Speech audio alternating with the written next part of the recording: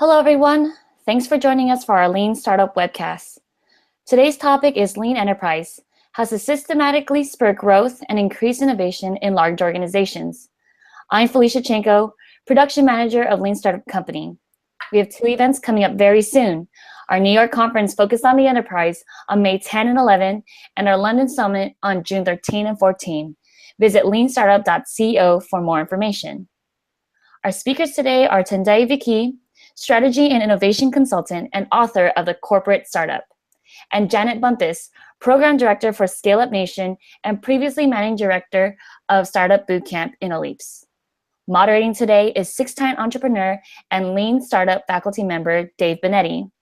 A few housekeeping notes. We'll be taking questions from the audience via the live chat. If you'd like to ask a question, please flag it by starting with a Q: before your question. This is an hour-long program, and the recording will be available after this live webcast. Take it away, Dave. Well, thank you, Felicia, and welcome, Janet. Welcome, Tendayi. Hi.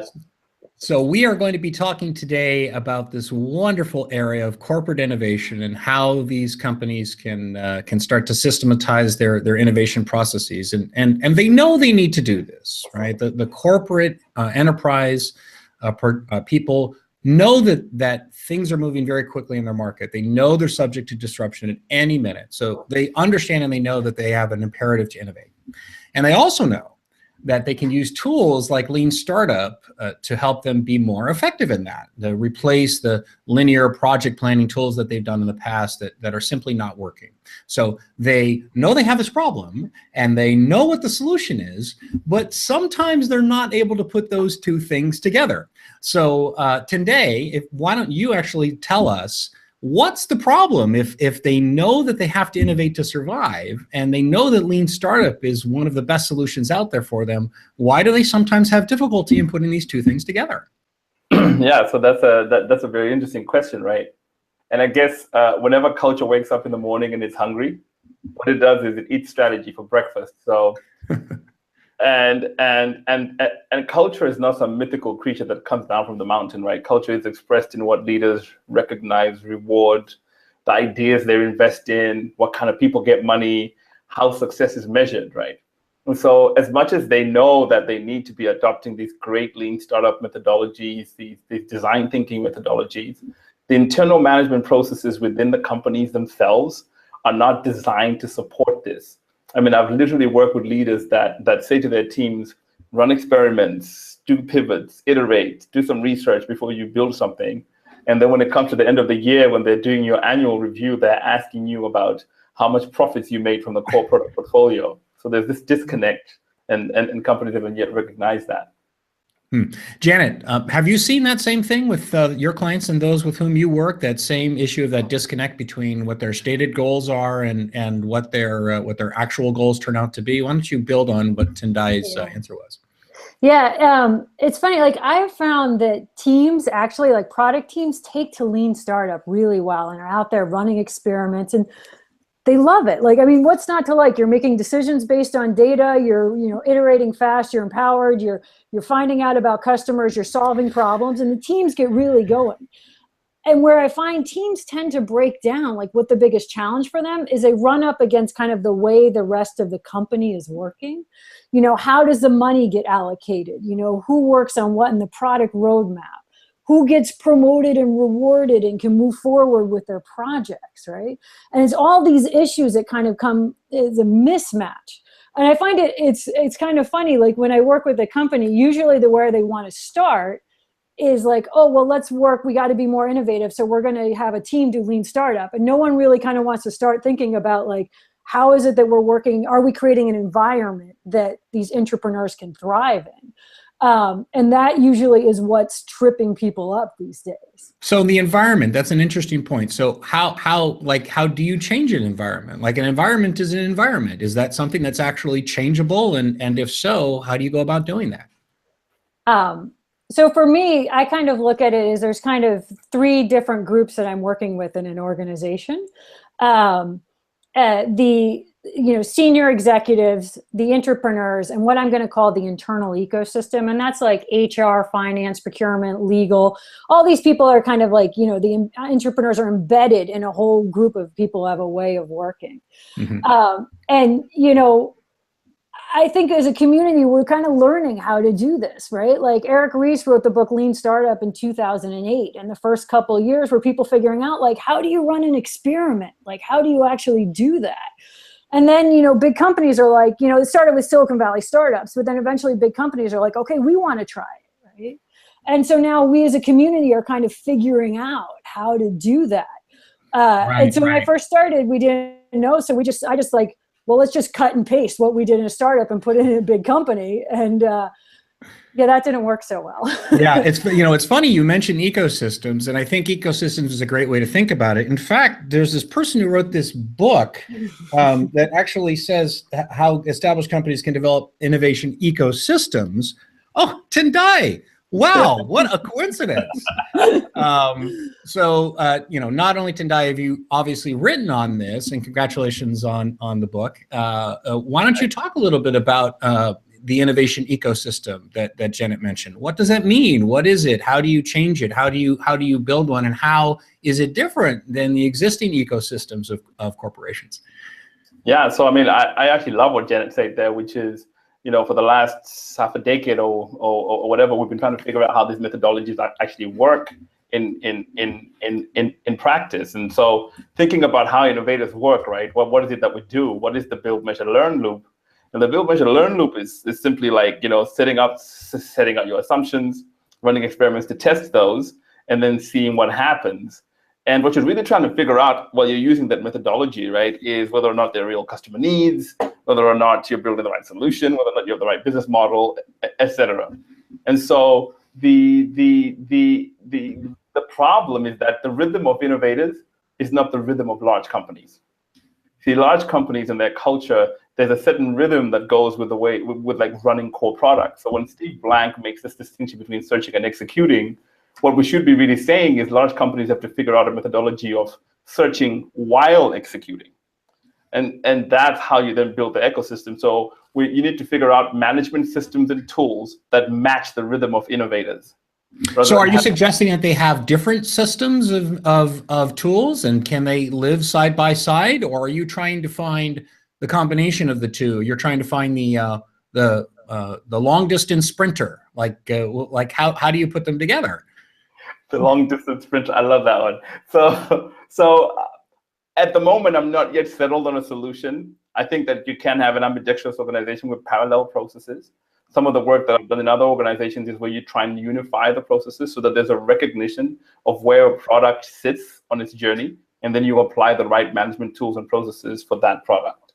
And so both of them can work, and I'm not yet sure, which one is best. But the key recognition, the key thing that people need to recognize is that you cannot manage a product that's just emerging using the same tools that you use to manage a product that's been in the market for 5-10 years generating revenue. Janet, do you agree with that? Has that been your experience as well? Yeah, and it's really important to kind of understand this, because the fastest way to kill like an initiative that's in that search phase is to ask them, like, hey, when are you going to get to revenue, right? And all those questions. And it's funny, like when I first started working, I would work with senior executives and try to train them not to ask that question. Were you successful? No, I was not. Okay, so what alternative would you suggest to our listeners so that they can apply a different approach? Yeah, so I try to then train the teams how to answer that question and work with their executives. But, executives are always going to ask you, like, hey, when are we going to get ROI, right? That it feels like that's the question that they love to ask. Now, when I say they will, all executives will, there's a spectrum. Like some companies are further ahead in this process of figuring out how to do lean enterprise or lean startup at scale. Mm-hmm. And those would be maybe, I would say, your digital native companies like, the Amazons and, Intuit and Netflix. And some companies now are just, for the first time hearing what is lean startup and trying to adopt it. And so you kind of have to meet with a company where they're at. and try to figure out, how is it, some working with executives and educating them, and some working with teams and trying to get them to be able to work with their executives and educate them as well, to say like, hey, that's not an appropriate question to be asking me right now. Right. And so, Tendayi, if you think about that, like she mentioned this idea of digital natives, but it's not only digital natives, right? I mean, my understanding is you're working with a German pet food company and applying these techniques within there. So is Lean Startup just for digital natives, or what are the specific challenges when you start to work in the real world with some of your clients, like that German pet food company? Yeah, so again, what's interesting about this whole idea that lean, agile design thinking are for digital products only, it's like myth that gets perpetuated, is that these methodologies don't emerge from digital spaces, right? Lean manufacturing is for making cars. Zara was using this before. So we actually kind of co-opted methodologies from working with real products, if you want to say that, and started thinking about how they can apply to working digital technology. And then that gets flipped around and gets pointed this way.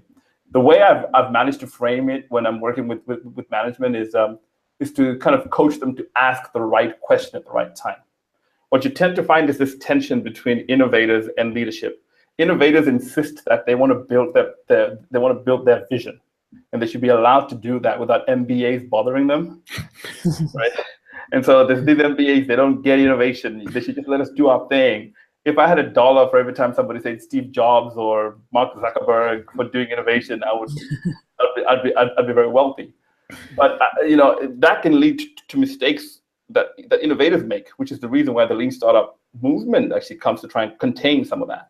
So and then these MBAs, they want to know what's going to go on, and the only tool they have is a 5-year projection. They need you to get the math right at the beginning before they give you any money. So what I try and convince them is say, listen, don't let these people give you fake math. Why don't you give them little bits of investments so they can start to get you real evidence? Why don't you give them a little bit of money so they can find out if there's a real need? Give them a little bit of money so they can find out if they can make the right solution. Give them a little, so that you're asking the right question at the right time. Do not ask for the 5-year projection before you ask for the market need. So that way now they get a chance to ask questions rather than just let people do whatever they want. And you've had this particular experience. I think you've touched on something really, really important here, which is this concept of incremental investing, where the traditional style is that we're going to make this big plan, and we're going to have this big approach, and then we're going to show you what the ROI is going to be, and then we're going to give you the money, and eventually we're going to start to take that money away. But it's a relatively large bet, and then everybody tries to fight and control their budget. And so again, most people know how that turns out. The incremental investing approach is one that mirrors much more what the VC world does. And you make a small little angel investment, then you make a slightly larger Series A investment and a slightly larger Series B investment. And that's very familiar to those of us in the VC world. But you actually did that at Pierson, which is not a small company. So why don't you tell us a little bit about how that incremental investing approach worked at Pierson and how those things solved other problems related to Lean Startup? Yeah, so I mean, when we started, we were working with product teams, and whenever they tried to do their work, just like we said before, they wouldn't be able to do it just because of the way things get managed.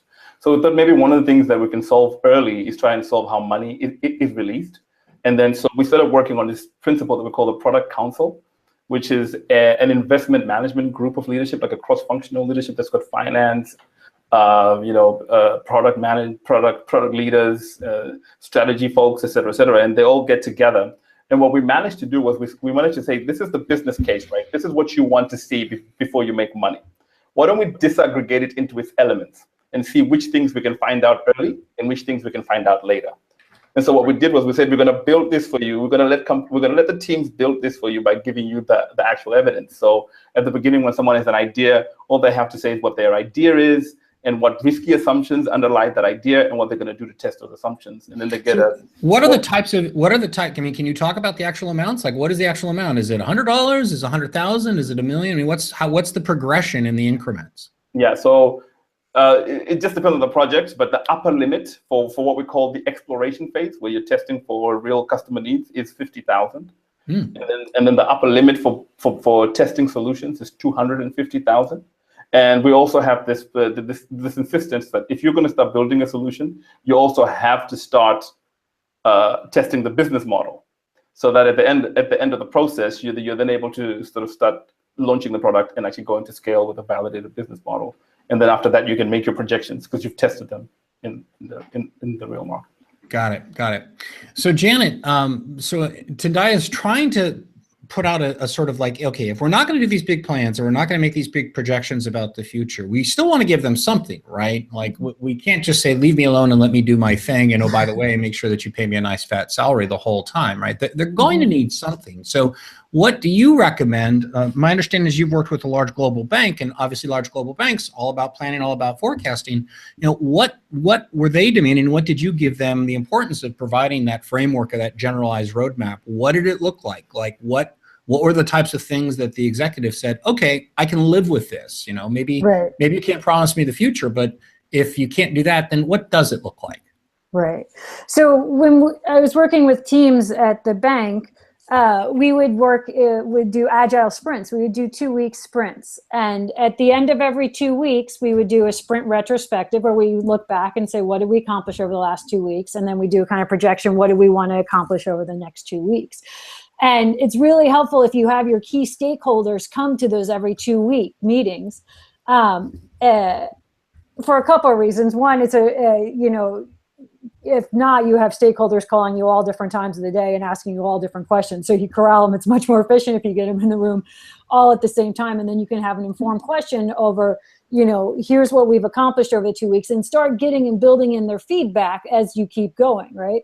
And, we're saying, here are our risky assumptions, and then focusing on like, okay, are we getting validation information? Are we getting invalidation information? Really at the very, very early stages, I think the most important questions to answer are, what is the market size of this opportunity? Is this a potentially big market size or, not such a big market size? Start looking at a business model canvas and maybe starting to say, like, what are my per unit economics? Like, am I going to make money with each unit I sell? Or is, sometimes we have teams do a first pass and they're like, wow, we lose $5 for every unit we sell, right? Like, maybe we need to stop and address that now. And like, maybe how much of a moat can you have around your operation, to use a Warren Buffett phrase, right? And then start looking at validating assumptions. It's only until later on we can get traction that we can actually get some more tangible numbers. But in the very early stage, it's really focused around, am I going after a big market? And, do I have a customer that has a problem? And, what are my assumptions I need to take this? And so these are the ways that you try to reframe. So if somebody asks, the executive asks, when will this make revenue? When will this make money? These are the types of questions that you steer them towards to say, if you ask those questions, bad things will happen. Try to make these questions the ones that people care about. Yes. Yeah. Tendayi, can you build on that? I mean, what's been your experience in getting that culture to shift, to get them to stop asking the question? I don't know about you, but I haven't had much success in getting executives to, ask questions that I want them to ask. Like how do you make Janet's approach successful? Yeah, so I mean, you can imagine, and this stuff will probably happen to you, Janet, as well. Sitting in a meeting, some guy's doing a pitch, and then the accountant guy goes, I can't invest in that because it doesn't meet the run rate or the threshold or whatever it is that a company uses as the benchmark. And then you think, okay, the conversation is over. But then the accountant guy says to the guy, no, go back and work on your spreadsheet until it meets the run rate. So during that coaching, I'm like, hold on, wait a minute. They came here with a spreadsheet that didn't hit the run rate. Now you want them to go work on the same spreadsheet, not to launch the product and test if the run rate is for real or the threshold is for real. You want them to just sort of make it up. And so when they come to that realization, they go, okay, so if we won't let them make it up, what do we do, right? And then you say, right, well, what you do is when something is successful, it's because people want it, because it solves a problem and they're willing to pay for it. And if they're willing to pay for it, whatever it costs you to create, it should be less than what they pay. So can you just allow your teams to go answer those questions in a sort of systematic way before you start making them do spreadsheets? And then they go, right. And then you say, right, now what you have to be willing to do, and this is the hard thing, especially for the finance guys, is to give them a little bit of money without any revenue projection. Give them a little bit of money so they can just go test that assumption and come back and tell you what they found out. You invest in the learning. There is no projection for money coming out on the backside of that. And that's the shift that's really hard to kind of move people toward. So Janet, when you're talking about that, when you look at Tendayi's shift, and yeah, I mean, obviously that's the meat of this. Like that's what makes all of this difficult. What are some of the early things that you can do to help improve your success, right? I mean, are there any things that are important to do just right out the gate? Because, you know, it's great for Tendayi to come in there. He's very handsome. And so like, I would believe him, but, you know, maybe those of us that look like me and are just not as attractive as Tendayi, like what types of recommendations would you give for us to say, hey, I want to get started off so that I can have more cachet in helping address these challenges, because we know they're going to come up. Yeah. I think one tactic that's really, really helpful is to get an early win early on. So I'll give you an example. I was working with Philips, and they had developed a product called the One Blade, which just briefly, men tell me this is very exciting. I can't really comment on this. It's halfway between a shaver and a razor, and it can take off a full beard, dry shave in one pass. So it's kind of a revolutionary product for them. And when they had launched it to their channel, Walmart made them take a test called Bases 2, and they found out that they had a mismatch between the value proposition and the concept. And so Walmart said, we're not going to take this product, right? This is something that they've worked on for years to develop. So they came in and they said, hey, can you do lean startup on, you know, don't touch the product. We've worked for years on it, but just on the marketing, like how do we talk about it and the value proposition? So we said, okay, right. And you can do lean startup on a marketing campaign. And so we really quickly in 6 months did iterations, right? And we came up with a value proposition that really resonated with customers. Brought it back to Walmart. They did the Bases 2 test again. Walmart loved it. The customers loved it. They loved the approach that was so data-driven. And now it's on the shelves in the United States and in Europe. They have a hard time actually keeping it on the shelves, and it's, you know, exceeding the company's expectations for sales, right? So now if you have a project like that, right, that's a huge success and a home run, right? And all of a sudden, everybody else in the organization looks up and says, what did you guys do to get that success? And that gives you a lot of permission now to go out in the organization and do something. So a couple of things like that project. One, it's a time-bound 3 to 6 month project, right? Like if you start off with a blank slate, like I'm going to create a new project, like that's a multi-year effort, right? And so that takes people to have a lot of faith without you delivering any results. But a 3 to 6 month time-bound product, like that's great. Another good thing about that, if you look at kind of their, you know, innovation strategy and portfolio, normally Philips projects, I mean, if you think of shavers, it's kind of like the 35 plus crowd buys that. And this was unlocking an adjacent market, like 18 to 35, right? So it's not disruptive at all. It's completely additive. So nobody in the company is going to be losing out if this does well, right? So it's super easy for people to get on board. So if your first project, like I wouldn't recommend saying like, oh, we're going to do like an AI chatbot with a neural interface and machine learning, right? Like, no, pick something easy to go for first that can give you a big win in the company. And then that gives you a lot of permission to start saying like, hey, you know what? Like, it's like, we're the people who brought you this success. And if you want to be successful like this, not only do you have to do lean startup, but I'm going to recommend, you know, and then you can start coming with your list and asking people to change things. So I really do think you need to kind of think strategically about what is your first project and where are you going to get that win. Very good. Very good. So I want to also mention here that we are taking questions. Just a reminder, we are taking questions from the webcast audience. So if you have a question, just put it in that Q colon and put it in the chat, and we'll try to filter through those and hopefully make it to the webcast. So Tendayi, you talked earlier about the rhythm of the company and that the rhythm of the executives, the rhythm of the corporation as a whole tends to differ from the rhythm of the innovators, right? And that can sometimes produce friction when you have that mismatch in there. So the question then becomes, okay, well, you clearly are going to need to get that executive buy-in to be successful. And I'm sure you have many examples of how that executive buy-in was critical. But how do you get it? How do you get that executive buy-in when the rhythms are very different? Like when they're accustomed to this slow and steady as she goes and stability and, you know, quarter after quarter place where you want to go. And then Janet's recommending, no, you just want to have something that within the first 30 days, you're able to produce some small win, and that doesn't jibe with that rhythm. How do you get the executives to buy into that vision of thinking big, but acting small and moving really fast?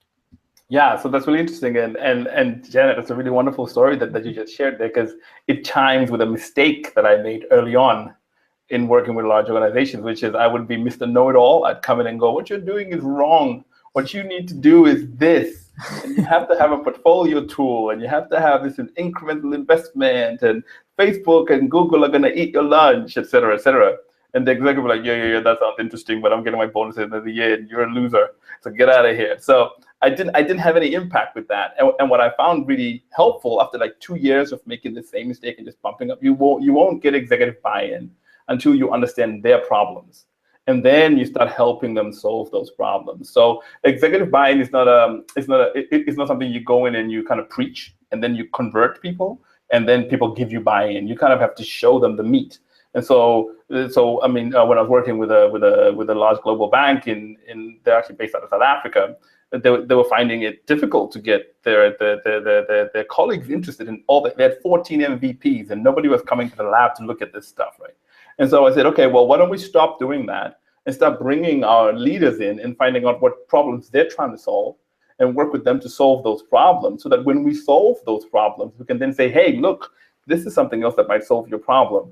And so it's very interesting, because you can't get buy-in unless people are actually convinced at a gut emotional level that what you're doing is the right thing, and that's the power of getting an early win. Janet, do you agree with that? Can you build off of that concept, Yeah. or give us some more tips on executive buy-in? Right. And I think actually just what Tendayi said right there is super important. It's also, it's giving people like the tools and the facts and the figures, but a lot of this is an emotional thing, like winning over people's hearts and minds into doing this, right? And so, the first couple of times that we tried cut paste what they do in startups in a big company, we would find like, the teams would be going along fine. And then, about after 6 weeks, everything fell apart. And we tried to figure out why. And we found out usually it's something to do with some executive buy-in or somebody in that internal ecosystem not buying in. And then we would go try to solve the problem. And then, after a while, we're like, maybe we should try to get buy-in, earlier before the problem arises. And, so we would run an executive session or run sessions with the ecosystem, people in the ecosystem, to try to get them to buy in, right? And sometimes, I'm successful. Sometimes I'm not. Like I was working with a very large global law firm, right? And so for the executive session, they said, well, we can only meet from 7 to 10 p.m. at night because we have to do billable hours. But I came in there and I gave them all my best arguments about, Silicon Valley spending $400 billion a year on legal tech startups, right? Like the World Economic Forum just came up with a report that, legal is one of the top number 5 in the list of industries that's going to lose jobs due to automation. And then we did an environment scan. And that's an exercise I think, Tendayi, you cover in your book, where people think about what's coming on, right?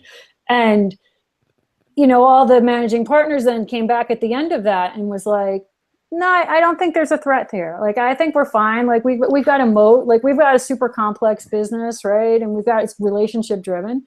And so I know at that point, like anything I do from there on out with the company is just nothing more than innovation theater, right? Like, you don't have the hearts and minds of the senior leadership. And you compare that to like Amazon. Jeff Bezos recently wrote that letter about day one, right? Like, it's a totally different mindset. And so I find the most effective way to change people's hearts and minds is through kind of experience. So like a quick win is a way to like people to like say like, oh, if I can I give another example? Sure. Yeah. We run like a week-long innovation masterclass sometimes. And in the masterclass, we put a third of the people are entrepreneurs, and probably 2/3 come from the innovation ecosystem, the HR, finance, procurement, legal, right? And they come in, and on Monday, they come up with an idea for a project they wanted, a product that they think their company should launch. And we're like, great. So we put them on it. They do some customer development. They go out, talk to customers. By Wednesday, they're running experiments and stuff like that. And I remember actually it was a Wednesday afternoon, And one of the guys, he was from sales. He started off the week with an idea that he thought was brilliant. Like, this is going to be a great idea for the company, right? And then he did his customer development, and he found that nobody wanted this product. Nobody cared, right? And so it's Wednesday, and his team is all pivoting and thinking about it. And he said, hey, Janet, can I ask the class a question? I was like, sure. And he's like, is anybody else here in the room pivoting on their idea? Literally, and he's in a room with like 40 people who are his peers, right? And literally every single hand went up and everybody was pivoting on their idea. So, I mean, it's one thing to tell people like, oh, most first idea, research has shown that most first ideas are not good ideas and you're going to have to maybe pivot. Because you know what people hear when you say that. What they hear is most ideas are not good idea, but my idea is great, right? And you could feel like all of a sudden the realization settling in a different level of like, oh, none of our first ideas were good, right? And now that's something like that's starting to move the hearts and minds and that emotional buy-in of people to understand what's going on. So next time, even though this person is in sales or legal or finance or procurement, like when an entrepreneur comes to them, they have a greater understanding of what they're doing and they're better able to engage in this process. Right? Great. Super, super. So we do have a question from the audience, and I'm going to focus it on Tendayi to start. So the question is there a typical champion within an organization? And that champion is left undefined, so I'll let you define that any way you like. So is there a typical champion? What do they do? What's their title? What does she do to help make the project successful? Do they come up from the product? Do they come from the HR or finance? Are they executives who start? Like who are the champions within the organization? So there is no typical champion, really. What usually happens is the product folks, the ones that are dealing with the difficulty of making stuff people want, usually are the ones that grab onto Lean quite quickly. But the problem with having a champion that is not politically influential is that there's limitations to their championship, right? They can't really move the needle that much. Whereas if you are lucky enough to get an exec that gets it, then you can start to work with them to be your champion. So let me ask a different question. Do you need a champion? You're a product manager, you've got the idea. It happens to be a brilliant idea, but it's going to hit the rocks of the corporation. Like, do you need a champion to push it over the edge, or is it sufficient to just be a really good product manager with a really good idea? All right. So let me fit your question in an even bigger context, right? It also goes to this debate about where do you put an innovation lab? Should the innovation lab be in the mothership or away from the mothership, right? And so because that also speaks to the question of whether or not you need a champion, right? Okay. And so this is what I always tell innovators: you can run a guerrilla movement if you want, which is you're doing your stuff on that, because Lean Startup is pretty cool at giving you cheap ways to test ideas. If you're running a guerrilla movement, you build an MVP, you don't have to ask for much resources. You could probably use the same budget for your core products to run some experiments. But at some point, you're going to have to surface from the depths of the guerrilla movement and ask somebody in the organization to make a decision about taking the product to scale, giving you some more resources, using a sales channel. And at that point, if you don't have a champion, or like Tristan Cromer likes to call them, a diplomat representing your cause, then the mortality rates of those kinds of ideas is pretty high. Okay. Because it's on nobody's yearly plan. It's on nobody's strategic view for the year, right? It's just something that you've been working on. Right. So you do need champions. You do need people that kind of represent you and kind of provide you cover. All right. So let's build on that. So you're the product manager. You've done that. You've done your guerrilla. You've been underground. You've started to collect the data, and you're looking around for the champion. First, wave a magic wand and say, who do you want that champion to be, right? But I guess more important, if you can't wave the magic wand, how do you convince them? Like you say, you need to find them. Like where do you start? Like who do you go to first? Obviously, it's different for every company, but like what's the heuristic you use to find that person? And then what do you do to convince that person? Do you show them the greatness of your idea? Do you show them the results of your experiments? What if the results of your experiments are mixed? Like how do you find that person, and how do you convince them? So I don't have a real answer for that. I want the magic bullet, Tendayi. Come on. There is no magic bullet really, because people that work in companies, if you work in a company and you kind of know your managers and you know the leadership, you kind of know the kind of cats that get it, the people that get it, who you can go see, you know, there's a specific woman that's leading this particular movement, and you've listened to a speaker at a company get together, she gets it, so you go and speak with her. And what you're doing is you're not trying to convince people of a particular thing, like, because if you're trying to convince people of a particular product vision, then they might get the product vision, but not get the methodology that got you to that product vision. What you want people to buy into is the process, this methodology of creating innovation, because that's repeatable and you can come up with more and more stuff. So that's what you want, a champion that gets that, but not a champion that gets that people should be working on cool stuff. And so you kind of have to kind of choose and pick, and then they will provide you air cover, but you do need it in a sense. And Janet, I don't know if I'm kind of rambling. No, I'm with you. It's interesting. So I think, and also the ability to get a champion kind of depends on who's on the team. So we've had some teams that are, you know, great people, but they're super junior in the organization and they kind of don't know how to maneuver in the organization. On the other hand, like right now, we're working with Atlon, which is a car leasing company that's about 100 years old, right? And this is car leasing, like if you're a salesperson, you might get a car. Like they're one of the people that handle that. So it's a very old school business. But, you know, Daimler just bought them for a little bit north of $1 billion. So they're, you know, a substantial size. They're about 1,000 employees. And so you would think this would be an old school stodgy, like, oh, they don't get it, right? They're old school native or old school company, but, they're very, very forward thinking and innovative. And, so they have a team that they're working with, and everybody on this team has worked for this company for about 15 years, right? So we're not talking, and they're not like, you know, digital millennial hipsters with their oolong tea, right? These are car guys, right? And 15 years experience in the company. So what they got for their champion is actually the CEO, because the guy who's leading the team has worked there for 15 years and knows the CEO as he came up through the organization as well. So when we do our sprint review and we ask for the stakeholders to come, the CEO is showing up at that meeting. And, you know, if you got the CEO showing up at that meeting, you got every other stakeholder showing up at that meeting, and they take it very, very seriously. So I think it also is, you know, you have to think about when you're putting together a team, who's on that team, and do they have the relationships in the organization in order to move things forward? So let me ask you a concrete question, and I'm going to put you both on the spot. Tendayi, you get a little easier because you're going to know the question's coming. Janet's just going to get sandbagged with it. Nervous. If you cannot find that champion, like you follow this advice, you tried to identify, you're using like all this, you've run your experiments, you think you have something there, but you're not able to convince a champion, and you're still in the large corporation. What do you do? Yeah. You know, it's funny because I'm thinking back to some of the teams that I've worked with that have stalled out, right? And one of the teams, let's say, so they won an innovation challenge, right? And then they had this idea to help like banking in Africa, right?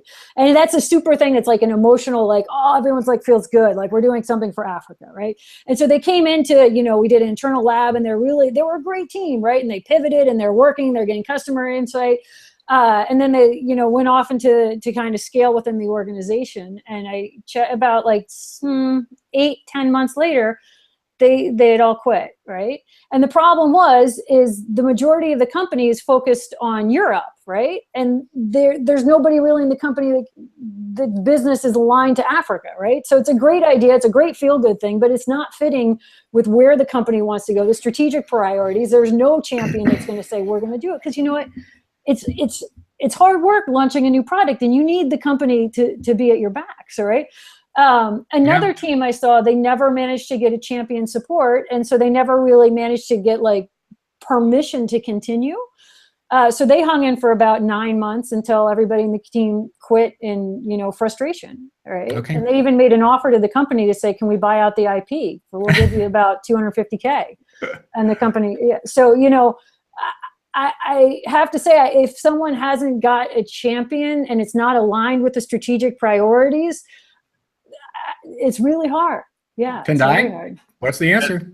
Quit in frustration. I think that's frustration. That was what I was looking for. Quit in frustration. That's the answer, because there's no way that you're going to be able to get it off the ground. I mean, it's like, even, you know, the whole idea of let's have an innovation challenge. Let's have everybody submit ideas. And then at the end of that, it's like, guess what you've won? Ding, ding, ding, ding. Yeah. The opportunity to write a 30-page business case.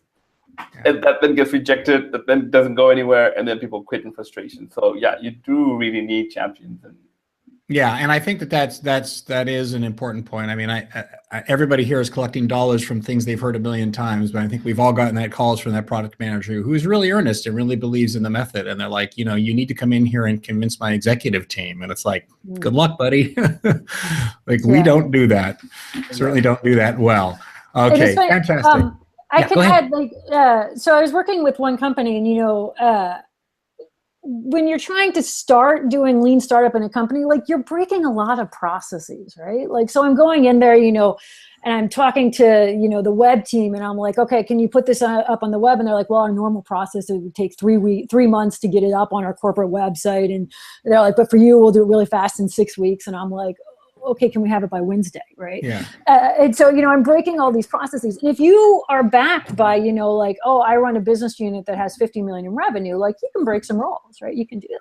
Yeah. But if you're trying to do something different, and you're the first one in your company, or, one of the early adopters of doing this, and you're showing up and saying, I'm going to try to break all the rules here, and I'm backed by $0 revenue, that's a really, really tough situation unless someone way high up is saying, you know what, we're doing this. Yeah, and the champion, necessary but insufficient. You need a lot more than that, but it is a requirement. So, Tendayi, a question specifically for you that came from the audience. When we're talking about this rhythm of innovation, what is the best approach to scale up innovation inside large organizations? Let's say you found something. Let's say you've started to hit, if not clear product market fit, close to product market fit, and it's time to actually start scaling up.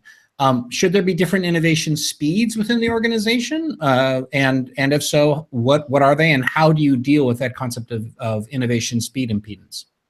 Yes, so it is true that there should be different speeds when you're trying to manage innovation within a large organization. I think that this whole idea of matching up the rhythms is actually really important. And from my perspective, especially with some of the work that I've done with Pierson, we have to start thinking about it from a strategic perspective, which is, what is the role of strategy within a large company, right? The role of strategy within a large company is to try and visualize the future, and then try and see how they can use investments to get to that future. And so we say, okay, so you're visualizing the future. How are you going to get to that future, and what is the innovation gap? And then that innovation gap informs us what we're going to invest in to cover the gap. And then that messaging gets cascaded throughout the company, so that all the investors who are managing budgets in the company know what sort of ideas people can actually work on. And that's a very important thing, to give that strategic guidance to innovation teams, rather than just to let 1,000 flowers bloom, which is some of the stuff that people say all the time. Because if you let 1,000 flowers bloom, one flower will bloom and it won't be on anyone's strategic goal. And so you want to make sure that those things are actually lined up, and that's what we mean by matching rhythms. And then when you're actually kind of making those kind of lean incremental investments that we were speaking about earlier, the team that's getting $10,000 to go and talk to customers and figure out whether or not there's a real need works faster than the team that's now in the market on working at scale, right, and trying to actually ramp up the product. The rhythm with which that team checks back in with the stakeholders is a much longer cycle than the rhythm that the team that's kind of running experiments and iterating checks in. And what we've set up is a process for, it's a single product council. It's the same 6-12 people, but they've got all this, we kind of coach them and train them to ask the right questions at the right time, and have different expectations for different things along the innovation journey. Right. So what we say is, bring your product portfolio. We have this set of questions, and let's map each product on where it is. This one hasn't figured out customer needs. This one hasn't figured out the right solution. This one hasn't figured out business model. This one hasn't figured out. And then we say, right, that's your portfolio of products. Now, what is the next best thing that each one of these products can do to move to the next step? And how much do you need to invest in that product in order for it to move in that direction? And then that's the rhythm of managing it. So you said something there that's pretty interesting. I think maybe certainly counterintuitive to people that are within corporation, because you said things that could be in conflict. So help me understand the conflict. You're giving people less money so they move faster, Right. How is that possible? Like in corporate, it's the iron triangle, right? You pick 3. So if I give you more money, you'll move faster, right? Isn't that the way that it works? Well, it all depends on what you move. It all depends on where you're going, I guess, or what the movement is for.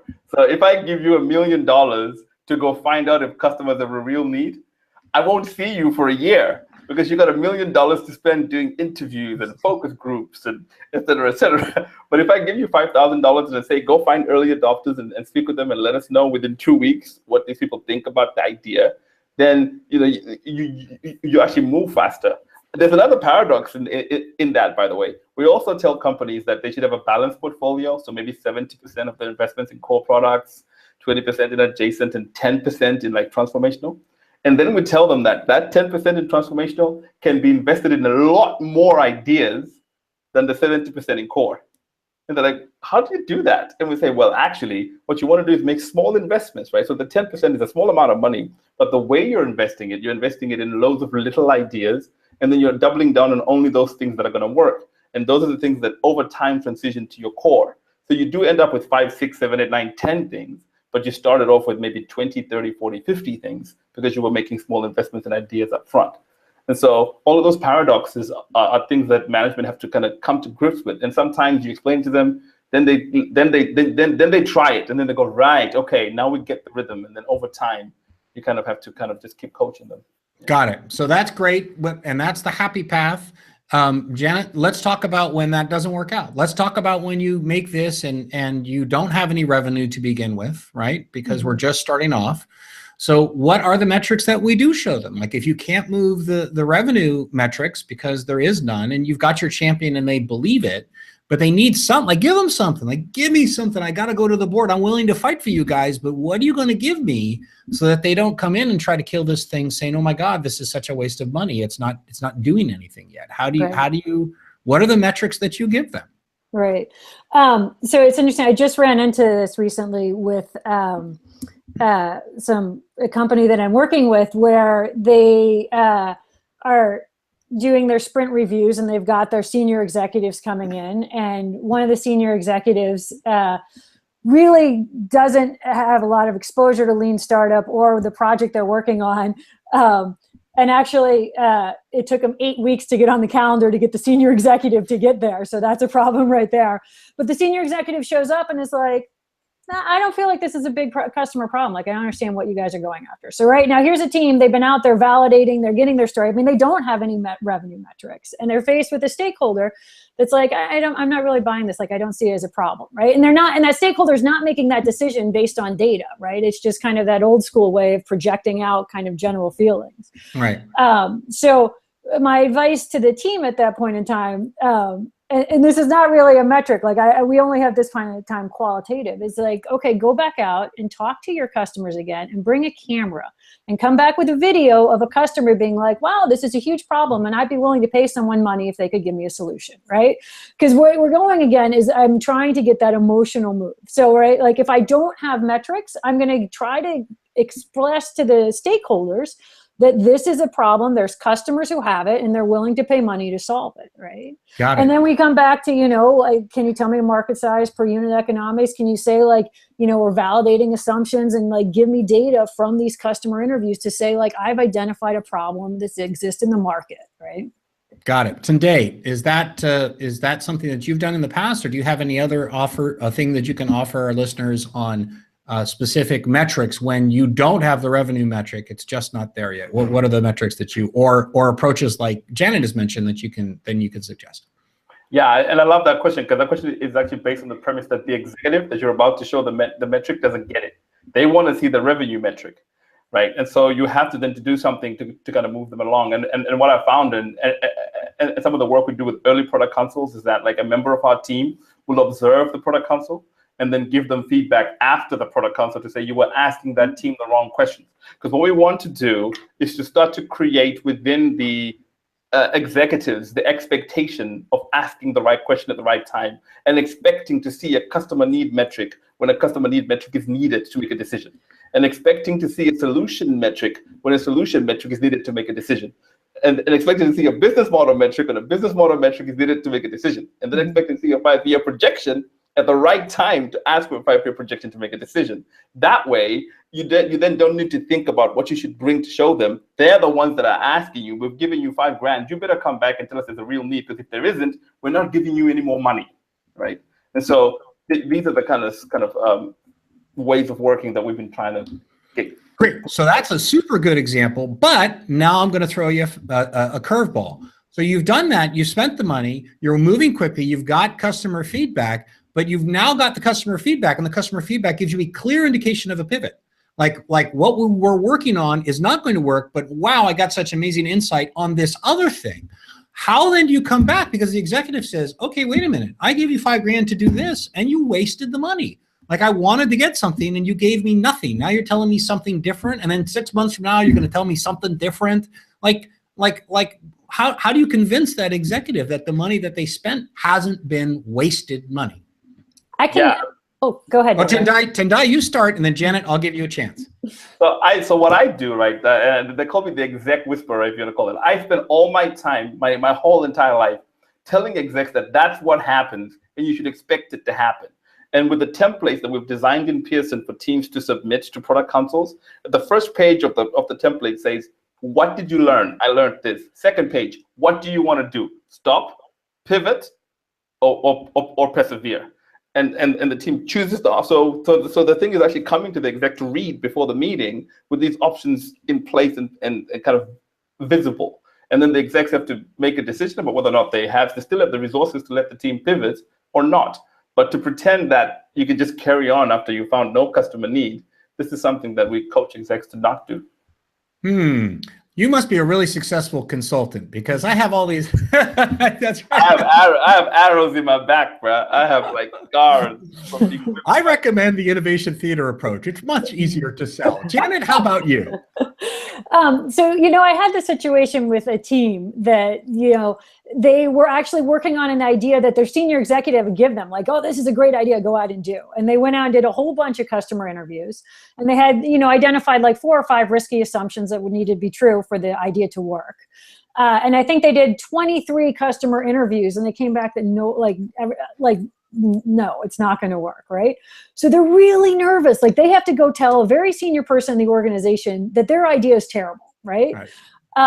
So, we worked with them a lot, and they came up with one slide that was super powerful, where they listed, here are the risky assumptions. And then they had, the 23 customers that they talked to, and they did red X's on all the boxes. And you can just see, it's like a sea of red X's, right? And when presented with such a data-focused approach, the executive looked at it and he's like, I get it, right? Like if you give people data, like no one wants to be like, no, ignore the data, we're just going to keep going. And he got it. And he was he was great. He was super, super supportive. He's like, wow, we've learned something. And then they came up where he said, okay, they not only had that one super powerful slide that was a sea of red X's, they said, we have 3 options of how we can continue. And they had proposals for this is where we think we should go. And they could then have a very interesting conversation about what do we do next. And it was actually a really great experience. I mean, the team they were having a heart attack going into the meeting, but it actually went really well. Because I mean, it's a scary thing to tell someone. Yeah, there's no question. It's a scary somebody at the end of the day. We call that the hippo, right? The highest paid person's opinion. And the hippo wins out if there's the absence of data. And at least with data, you have a chance. What happens, Tendayi, if the executive comes in and says, fire those customers? You guys obviously don't do your research right. Go revamp the spreadsheet, go fire those customers and find me customers that agree with my idea. Is that a winning approach?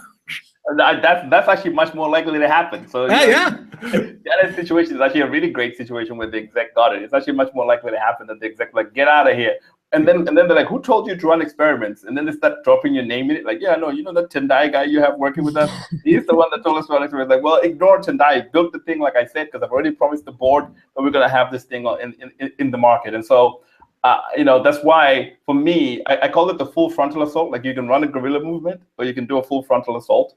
I'm an advocate of the full frontal assault. Like, just pick up the fight and work with the execs and try and see if you can actually change the ecosystem within your company, because if not, it's going to be this constant, you don't know whether or not you're going to have an idea that's going to ever succeed, this kind of like hit and miss. And so you're ducking and weaving all the time. And I don't quite enjoy that way of living life as an innovator.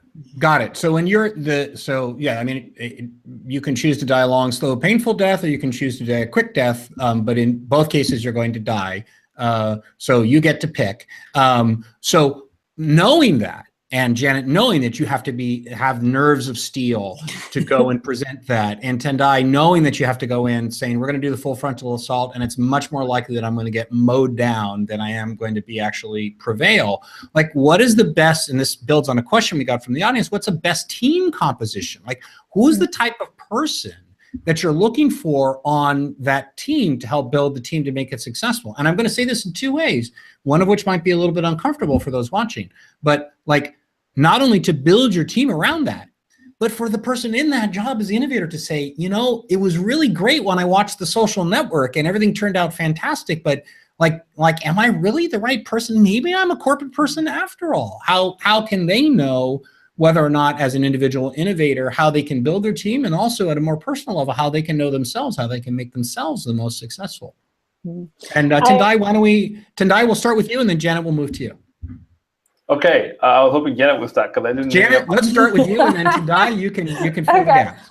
You know, I often joke that you should go to HR and find the person with the fattest file and pick them as your entrepreneur, because like that's someone who's not afraid of going down to the mat and fighting for what they believe. But more practically, I would say when I'm looking at making a team, I'm looking at a couple of different things. Like one, I want, you know, the seniority level that we're talking about before. Like I want to make sure I have the right seniority level. I also want to have a diversity of skill sets on the team. So we say, you know, a hacker, a hipster, and a hustler. Like I want someone who can like build a prototype. I want someone who is my hustler, would be my business person, and then a hipster, maybe someone who has some UX skills. I would also put a project manager on there. I would also look for a diversity of, there's some people who are really like idea focused and want to push the envelope and think big ideas. And there's some people who are really execution focused, right? I'm here in the Netherlands actually, where we really like our bikes. And I learned a new term that I really like. It's called I'm probably going to say it wrong, luchtfietser, which means an air biker. Right, which are people who stay in the realm of ideas and they're pedaling really, really hard, and they're not making any progress, right? And so you need someone to pull them down to the ground and ground them, and then you can get traction, right?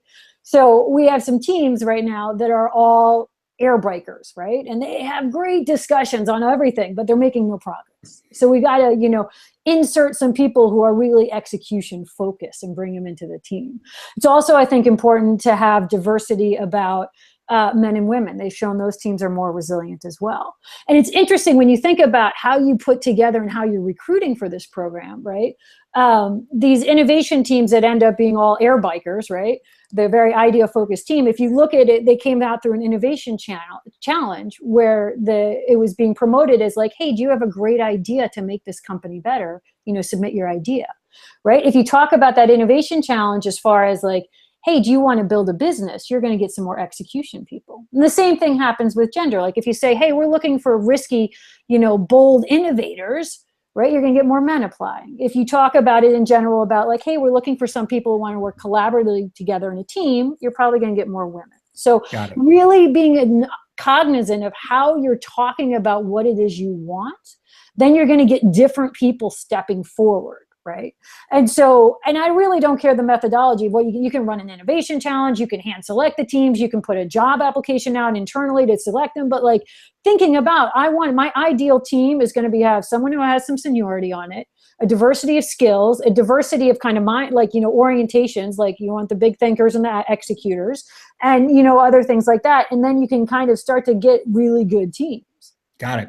So we're just about up with the time. Thank you for that, Janet. So Tendayi, I'm gonna give you a pass on answering that particular question, and instead I'm going to ask you just to go ahead and help wrap things up. So we started off with this concept of how do we build this in the organization? How do we systematize it? How do we make innovation a concrete feature of the corporation?